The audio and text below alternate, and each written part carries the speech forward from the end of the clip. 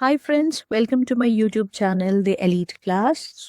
आज हम स्टार्ट करने जा रहे हैं हमारे जनरल साइंस सब्जेक्ट का third chapter, which is all about the environmental pollution, ozone, its depletion and the green house effect. आज के पार्ट में हम पढ़ने वाले हैं about the environmental pollution. Let's get started. To know about the environmental pollution, सबसे पहले हमें पता होनी चाहिए कि पोल्यूशन होता किस वजह से है। पोल्यूशन होता है पोल्यूटेंट की वजह से। पोल्यूटेंट क्या होता है? वो एक एजेंट ऑफ चेंज होता है जो हमारे एनवायरनमेंट में इंट्रोड्यूस किया जाता है, जिसकी वजह से हमारे एनवायरनमेंट की जो क्वालिटी होती है वो डिग्रेड होने लगती है। अब पोल्यूटेंट की वजह से ही पोल्यूशन कॉज होता है। पोल्यूशन क्या होता है? अगर हम आसान भाषा में समझेंगे तो हमारे एनवायरनमेंट में किसी भी हार्मफुल मटेरियल का इंट्रोडक्शन, जिसकी वजह से हमारी जो लिविंग ऑर्गेनिजम्स है या हमारे नेचुरल प्रोसेसेस है वो नेगेटिवली इम्पैक्ट हो। दैट मीन्स कॉन्टामिनेशन होना हमारे फिजिकल और बायोलॉजिकल कंपोनेंट्स का, जिसकी वजह से जो हमारे नॉर्मल एनवायरमेंटल प्रोसेसेस होते हैं वो अफेक्ट होते हैं। दैट मीन्स एक नेचुरल सिस्टम में जो डिसरप्शन आती है उसे ही हम पोल्यूशन कहते हैं। देखिए, एनवायरनमेंट में क्या होता है कि उसका एक नेचुरल वेस्ट अब्सॉर्प्शन प्रोसेस होता है, और वो इसलिए होता है ताकि हमारे एनवायरनमेंट में इक्विलिब्रियम बना रहे। लेकिन जब हमारे एनवायरनमेंट में पोल्यूशंस का ओवरलोड हो जाता है तो वहां पर एक टिपिंग पॉइंट रीच होता है जहां हमारा एनवायरनमेंट जो होता है वो पोल्यूट हो चुका होता है। मूविंग फॉरवर्ड, अब एजेंट्स कौन होते हैं पोल्यूशन के? दैट मीन्स टाइप्स कौन कौन सी होती है? टाइप्स बहुत सारी होती है। अगर हम देखेंगे डिस्पोजल के बेसिस पर, तो डिस्पोजल के बेसिस पर हमारे पास दो टाइप्स के पोल्यूटेंट्स आते हैं, that is non biodegradable and the biodegradable ones. Non biodegradable वो वाले पोल्यूटेंट्स होते हैं जो अपने सिंपल और हार्मलेस फॉर्म्स में ब्रोक डाउन नहीं कर पाते हैं। वो एक्यूमुलेट होते जाते हैं इन द इकोसिस्टम या फूड चेन जो भी है, और फिर बायोमैग्नीफाई होते जाते हैं। इनकी एग्जांपल्स है जैसे डीडीटी है, प्लास्टिक है, मर्करी है, लेड है। एक एग्जांपल को हम एलाबोरेट करके देख सकते हैं, जैसे अगर हम एक्वाटिक लाइफस्टाइल में देखेंगे, हम देखते हैं वाटर बॉडीज में फैक्ट्रीज के थ्रू रिलीज होता है से मर्करी का कोई कंपोनेंट। तो पोल्यूशन हो गया, वाटर पोल्यूशन हो गया, उसमें मर्करी ऐड हो गया। अब वो फिशेस तक पहुंचेगा वो पानी के थ्रू, वो पोल्यूटेंट। और जब ह्यूमंस वो फिश को कंज्यूम करेंगे तो छोटी लेवल से वो बड़े जो ह्यूमंस हैं वहां तक वो मर्करी का जो पोल्यूटेंट है वो पहुंच जाता है। अब बात करते हैं बायोडिग्रेडेबल वेस्ट्स की। तो बायोडिग्रेडेबल पोल्यूटेंट्स जो होते हैं वो अपने सिंपल और हार्मलेस फॉर्म्स में जो है ब्रेक डाउन हो पाते हैं ओवर द टाइम। जैसे हमारे एग्रीकल्चरल वेस्ट है, कैटल डंग है, वेजिटेबल मैटर्स है, वो डिग्रेडेबल होते हैं। ठीक है। अब है कि परसिस्टेंस की बेसिस पर, परसिस्टेंस की मतलब हमारे एनवायरनमेंट में कौन सा पोल्यूटेंट कितनी देर तक रहेगा। तो उन पोल्यूटेंट्स को हम डिवाइड करते हैं इनटू टू कैटेगरीज। पहला होता है प्राइमरी पोल्यूटेंट, दूसरा होता है सेकेंडरी पोल्यूटेंट। प्राइमरी पोल्यूटेंट वो पोल्यूटेंट्स होते हैं जो डायरेक्टली सोर्स से एमिट होते हैं, जैसे फैक्ट्री की जो चिमनीज होती हैं वहां से स्मोक, एशेस या फ्यूम्स निकलते हैं, या सल्फर डाइऑक्साइड निकलता है वो। लेकिन जो सेकेंडरी पोल्यूटेंट्स होते हैं वो कैसे फॉर्म होते हैं? जब ये प्राइमरी पोल्यूटेंट कंबाइन होंगे एटमॉस्फेयर में जो कॉन्स्टिट्यूएंट्स होते हैं, जैसे वाटर वेपर्स होते हैं वगैरह, उन सब चीज़ों के साथ मिलके और एक डेडली कॉम्बिनेशन बनाते हैं केमिकल इंटरेक्शन से, उन्हें हम सेकेंडरी पोल्यूटेंट्स कहते हैं। जैसे उसकी सबसे बड़ी एग्जांपल है हमारा ओजोन। मूविंग फॉरवर्ड, अब आता है नेचर ऑफ थ्रेट, मतलब कि हमारे मतलब नेचर में इतने सारे पोल्यूटेंट्स हैं तो उनकी एग्जिस्टेंस कैसे होती है नेचर में। कुछ सब्सटेंसेस होते हैं जो हमारे एनवायरनमेंट में नेचुरली होते हैं, मतलब वो पोल्यूटेंट्स नहीं होते हैं तब तक जब तक उनकी क्वांटिटी हमारे एनवायरनमेंट में एक्सीड नहीं हो जाती, तब तक वो जो होते हैं वो पोल्यूटेंट्स नहीं होते हैं। लेकिन जब वो अपना थ्रेशोल्ड पार कर देते हैं विद इन द एनवायरनमेंट तो वो पोल्यूटेंट्स की कैटेगरी में आ जाते हैं। जैसे कि हमारा कार्बन डाइऑक्साइड है, ठीक है, वो वाइटल है हमारे लाइफ प्रोसेसेस को चलाने के लिए।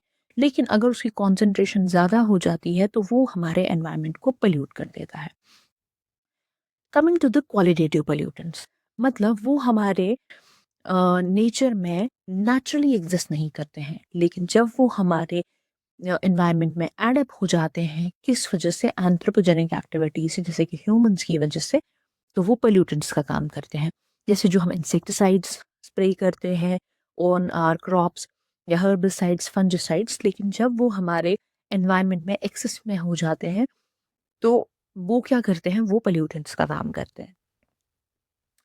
मूविंग फॉरवर्ड, अब है कि ह्यूमंस की किस इंटरवेंशन की वजह से ज़्यादा पोल्यूशन जो है वो फैलता है। सबसे इम्पॉर्टेंट है रैपिड इंडस्ट्रियलाइजेशन। हम देख रहे हैं कि रोज़ बरोज़ जो कॉन्सेंट्रेशन ऑफ इंडस्ट्रीज होती है वो बढ़ जाती है, तो वो इंडस्ट्रीज हजारस वेस्ट जो है वो रिलीज करते हैं in the form of any liquid, any gas, fume, कुछ भी। तो उसकी वजह से एयर, वाटर, सॉइल, ये सारी पोल्यूशंस होती ही रहती हैं। दूसरा होता है डिफॉरेस्टेशन। दैट मीन्स नेचर जो है उसमें एक कैपेबिलिटी होती है कि वो नेचुरली अब्सॉर्ब करता है पोल्यूटेंट्स को, ताकि इकोलॉजिकल बैलेंस बना रहे। लेकिन जब हम पेड़ काटते हैं तो वो जो इकोलॉजिकल बैलेंस होता है वो हिल जाता है। वो नेचर की जो नेचुरल कैपेसिटी होती है to reduce the pollutant level वो खत्म हो जाती है। डिफॉरेस्टेशन का ही एक जो है हमारा कंक्लूजन होता है, दैट इज जो इसका एक कॉन्सिक्वेंस होता है, दैट इज अर्बनाइजेशन। क्योंकि जब हमें हैबिटेट लॉस हो जाता है अर्बनाइजेशन की वजह से, हमें पेड़ काटने पड़ते हैं, तो मैसिव वेस्ट जनरेशन होता है, उसकी वजह से भी पोल्यूशन बढ़ जाता है। या हम देखेंगे इम्प्रॉपर एग्रीकल्चर है, दैट मीन्स हम लोग क्या करते हैं, हम लोग एक्सेस फर्टिलाइजर्स का, पेस्टिसाइड्स का यूज़ करते हैं, या हम लोग एक ही टाइप के प्लांट्स ग्रो करते हैं। मतलब प्रॉपर एग्रीकल्चर जो है, एग्रीकल्चरल प्रैक्टिसेस विद जो हम लोग ध्यान रख के करते थे वैसा नहीं करते। मतलब सॉइल इरोजन हो रहा है, इंटेंसिव फार्मिंग कर रहे हैं, एक्सेसिव क्या बोलते हैं, फर्टिलाइजर्स वगैरह पे हम लोग ज़्यादा डिपेंडेंट रहते हैं, उस वजह से भी जो है पोल्यूशन जो है इन द एनवायरनमेंट बढ़ रहा है। फॉरेस्ट फायर्स, हम देख रहे हैं कि लैंड क्लियरिंग हो रही है, तो मैसिव गैसियस लोड जो है हमारे एटमॉस्फेयर में एडअप हो रहा है, जिसकी वजह से फॉरेस्ट फायर हो रहे हैं। तो ये जो फॉरेस्ट फायर है ये भी हमारे पोल्यूशन का एक कॉन्सिक्वेंस है। अब हम बात करते हैं एनवायरमेंटल एजॉल्ट, मतलब कौन कौन से पोल्यूशंस के टाइप्स होते हैं। सबसे पहले हम बात करेंगे एयर पोल्यूशन की, ठीक है। तो एयर पोल्यूशन सिंपली होता है कंटामिनेशन ऑफ एटमॉस्फेयर किसी भी हार्मफुल सब्सटेंस से, जो कि एडवर्सली अफेक्ट करता है ह्यूमन हेल्थ को, इकोसिस्टम को, क्लाइमेट को। तो सोर्स क्या होता है एयर पोल्यूशन का, क्या होता है?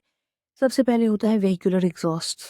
इंडस्ट्री से जो एमिशंस निकलते हैं फॉसिल फ्यूल की बर्निंग से, जो है आराम से एयर पोल्यूशन हो जाता है। उसका इम्पैक्ट होता है ह्यूमंस की रेस्पिरेटरी डिजीजेस जो है वो एयर पोल्यूशन की वजह से होती है।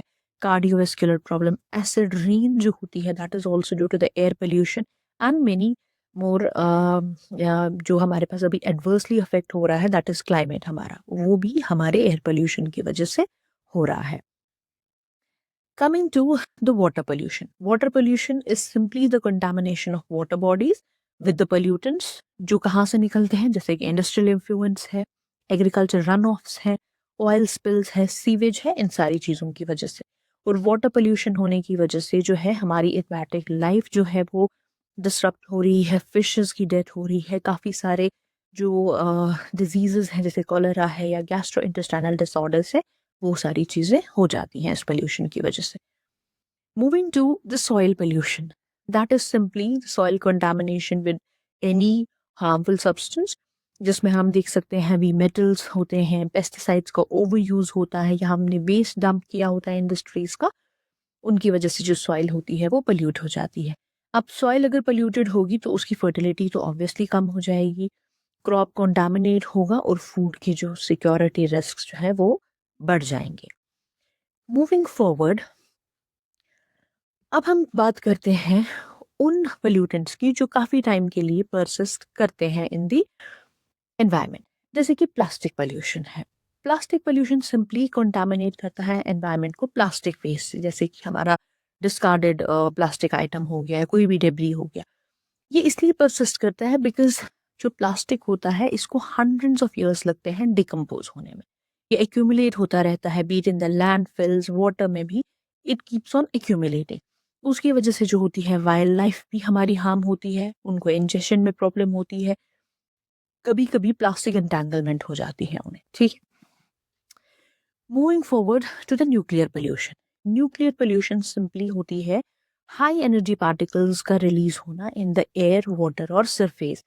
तो ये रेडियो एक्टिव मटीरियल्स जो होते हैं ये हमारे एनवायरनमेंट को जो है कंटामिनेट कर देते हैं बाय डीकेइंग नेचुरली और एंथ्रोपोजेनिक एक्टिविटीज की वजह से।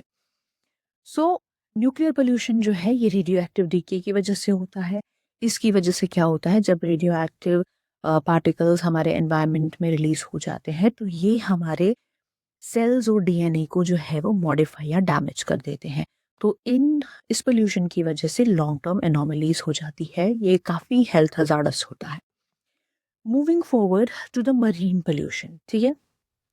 मरीन पोल्यूशन सिंपली होता है हमने कोई भी हार्मफुल सब्सटेंस जो है मरीन एनवायरनमेंट में डायरेक्टली या इनडायरेक्टली ह्यूमन एक्टिविटीज से इंट्रोड्यूस कर लिया, जिसका जो है एडवर्स इफेक्ट होता है ना सिर्फ ह्यूमन हेल्थ पे, ना सिर्फ मरीन एक्टिविटीज़ पे, but quality of sea water भी उससे बहुत ज़्यादा ख़राब हो जाता है।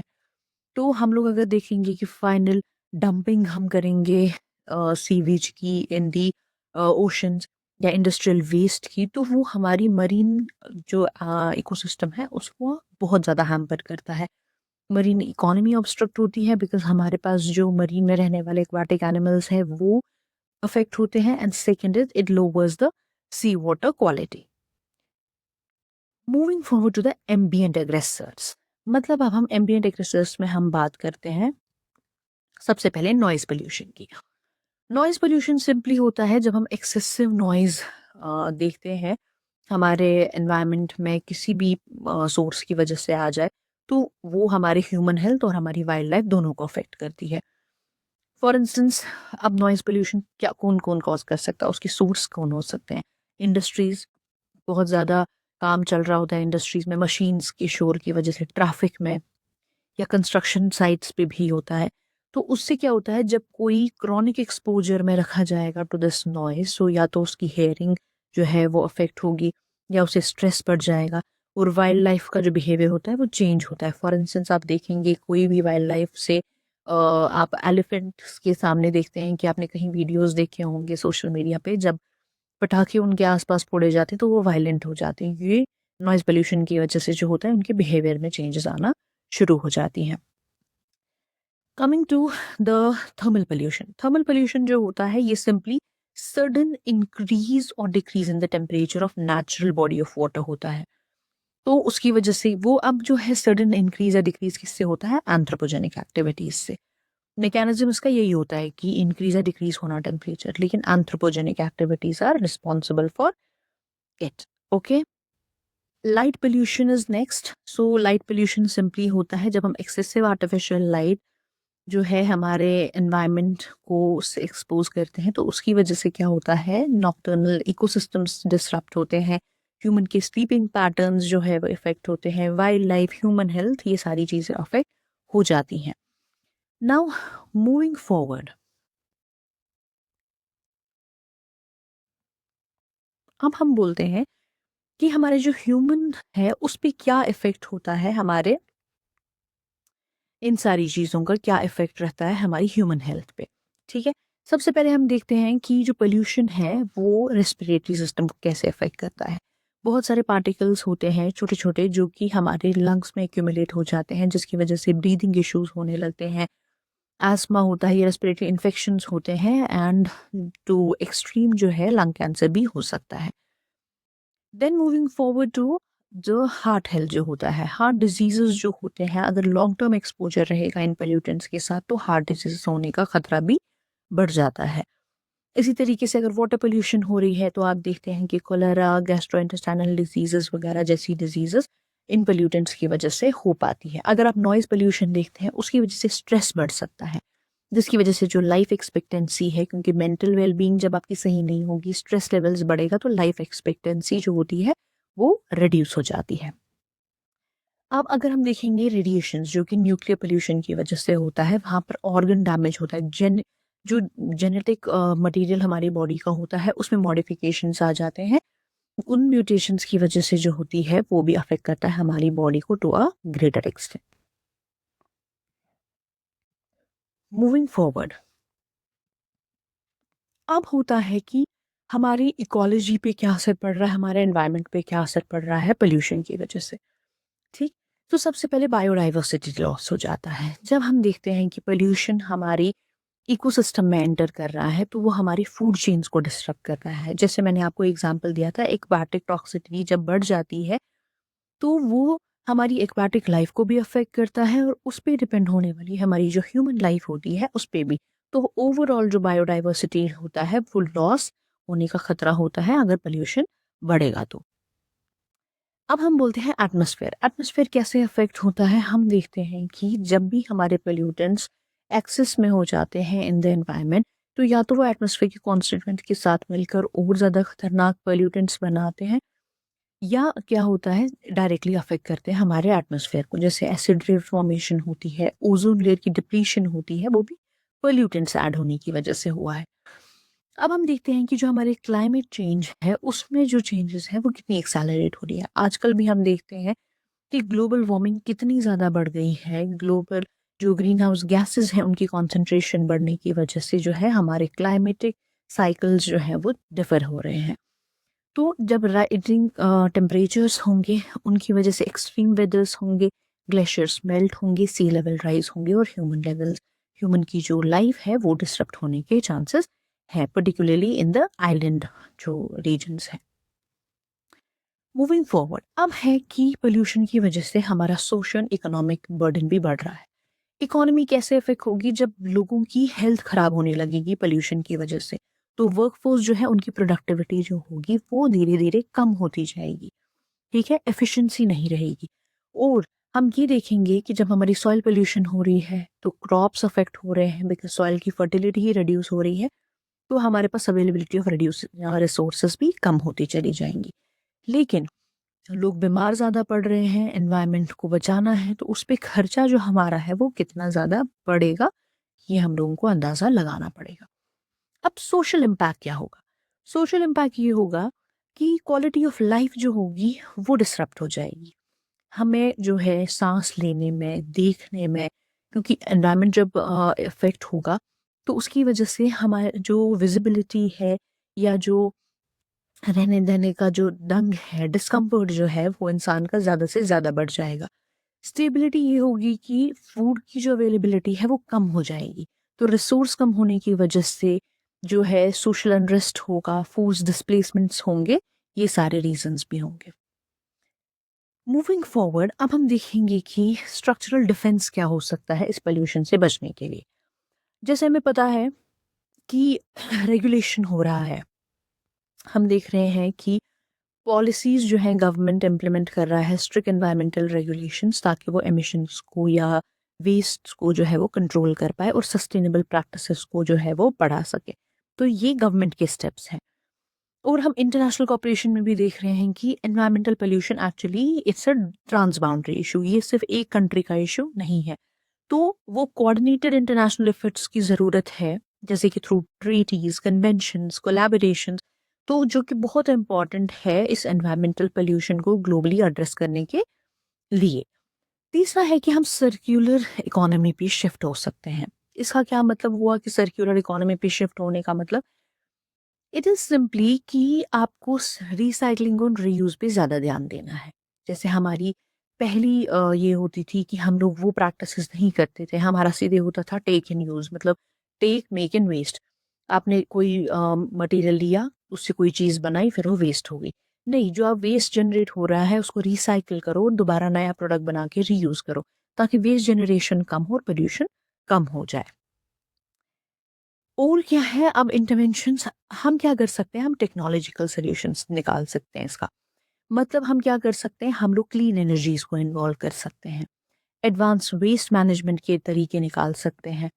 ठीक है, या हम लोग क्या कर सकते हैं, हमारे जो ह्यूमन एक्टिविटीज़ हैं उनको सिग्निफिकेंटली रिड्यूस कर सकते हैं, पोल्यूशन कंट्रोल टेक्नोलॉजीज पे ज़्यादा फोकस कर सकते हैं।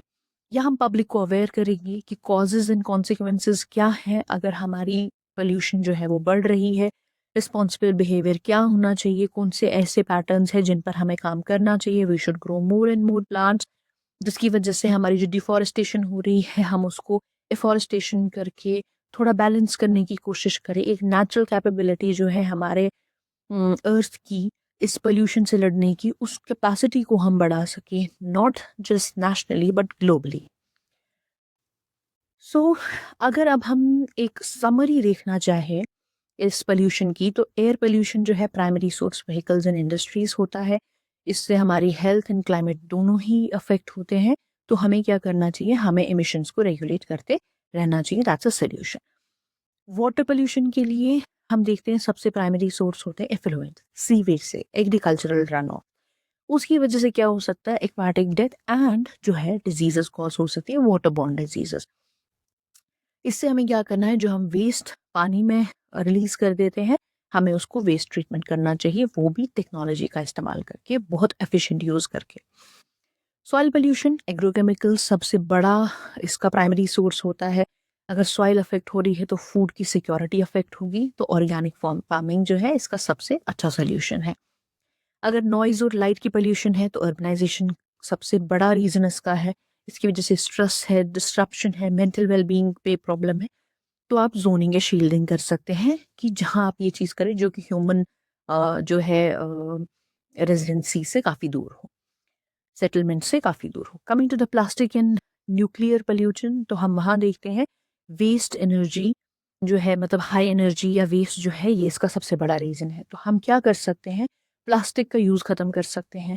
एनर्जीज जो है, मतलब हम लोग सर्कुलर इकोनॉमी पे जा सकते हैं, और जो एनर्जी रिलीज हो रही है हमारे एटमॉस्फेयर में, हम उसका यूज़ जो है सेफ्टी के साथ करें। ऐसी कुछ टेक्नोलॉजीज बनाएं कि जब हम रेडियो एक्टिव रिएक्शंस करवा रहे हो तो वो सब्सटेंसेस जो है बाहर रिलीज ना हो इन द एटमॉस्फेयर, ताकि उसकी वजह से रेडियो एक्टिव पोल्यूशन ना हो। So this was all about in our first part of the chapter third of general science. I hope आपको ये वीडियो बहुत पसंद आई होगी। तो प्लीज़ हमारे चैनल को सब्सक्राइब करें, वीडियो को लाइक करें एंड हमें सपोर्ट करें। Thank you so much.